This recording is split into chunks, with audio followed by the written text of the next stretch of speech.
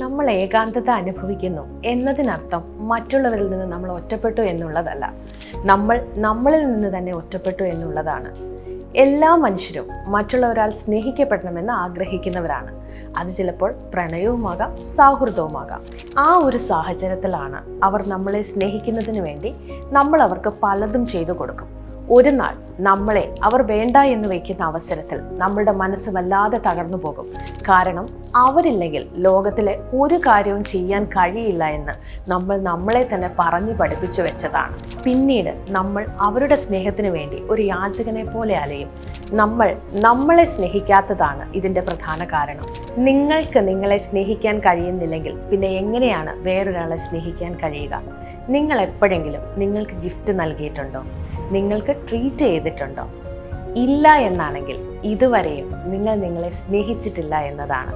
നമ്മുടെ ഇഷ്ടങ്ങൾ നമ്മൾ എവിടെയോ മറന്നുപോയി.